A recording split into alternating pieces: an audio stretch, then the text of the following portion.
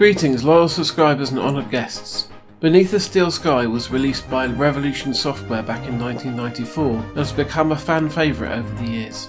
The comic book artist who worked on Watchmen, a chap by the name of Dave Gibbons, teamed up with Cecil to craft a gripping and darkly amusing tale set in a far future version of Australia. The main protagonist, Robert Foster, grew up in the Gap, which is the future term for the Outback, learning how to tinker with circuitry and machines. This is until his village was attacked one night, his tribe was slain, and he was abducted by a helicopter. Heading back to one of the few remaining population centres, Union City, the helicopter crashes, allowing Foster to escape. With only a circuit board of his own design, marked Joey, Foster attempts to evade his kidnappers while trying to piece together the reason why they are looking for him. I won't go into any more detail, just in case you decide you want to play the original game for yourself. Now at last, Cecil and Gibbons have teamed up once again to deliver a true sequel to that story. Can it possibly live up to the lofty expectations that fans have for a new entry in the series, having waited several decades? Well, let's find out. As Beyond a Steel Sky begins, 10 years have passed since the original game. Foster is back in the Gap, now living with a new tribe. Once again though, tragedy strikes and huge dog-like robots called Stalkers attack and kidnap many of the children, including Foster's friend Milo. Foster sets out on the trail left behind again, which first brings him to the dead body of a man named Graham Grundy, and then back to Union City once more. Adopting the identity of Grundy, Foster investigates the source of the Stalker robots, and in doing so is reunited with an old friend. Okay, that's enough plot. I've been meaning to play this game for quite a while. It was originally released on Apple Arcade as a limited exclusive, and I tried to play it on my old Apple TV, but the hardware wasn't really up to the task, so I abandoned it. Then, a few months later, I stumbled across the Steelbook copy of the PS5 version in my local CEX store, and I had some credit to spend, so I bought it.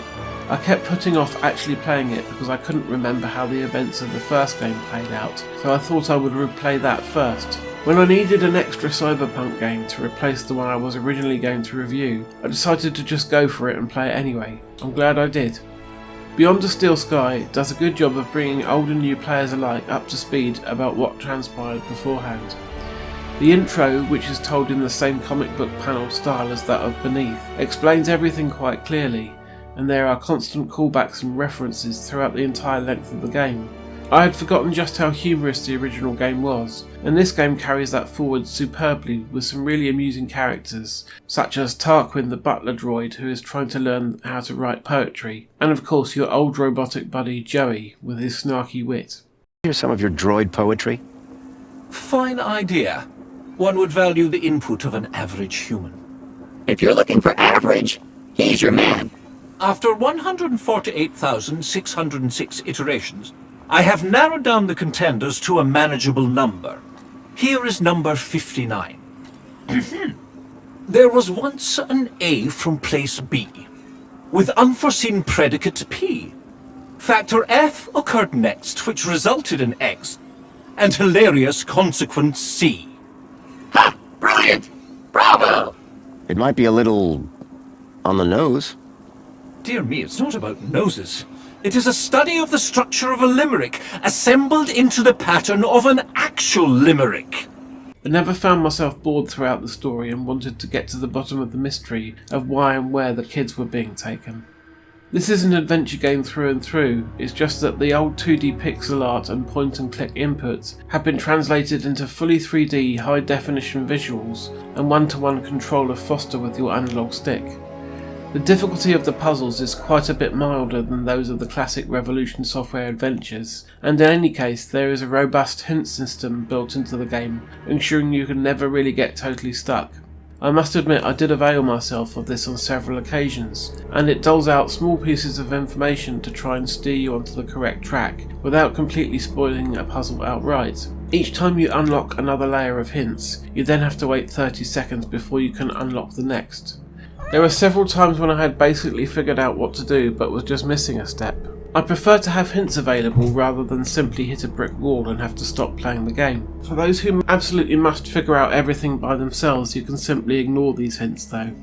Although Beyond a Steel Sky isn't the most super detailed game I've ever seen, especially on the PS5, I still think it looks quite nice with a great colour palette and use of lighting. Union City in 3D does resemble how it did in 2D, it's just that it's in much greater fidelity now. The voice cast is solid and surprisingly diverse, with accents varying from Australian, as you would expect, but also American, Irish and Scottish. The soundtrack to the game is also great and comprised of really grand sweeping orchestral pieces that help make the game feel cinematic. My Steelbook edition came with a code for a digital version of the soundtrack, so I must remember to go and redeem that, assuming the previous owner hasn't used the code already. I really had a lot of fun playing through Beyond a Steel Sky. I would say it is on par with most of the output of Telltale games, and it plays more like their style of adventure than the point-and-click titles of old. I could see how hardcore fans of that style might not be impressed with this change, and for many of them I expect the puzzles in this game to be far too easy for them. Having never been particularly good at those puzzles in the first place, and more of a fan of the plot and characters of these games, I'm quite happy with what Revolution's delivered here. I'm glad that Revolution is still making games all these years later. They are a studio to be proud of, and they have built up quite a legacy.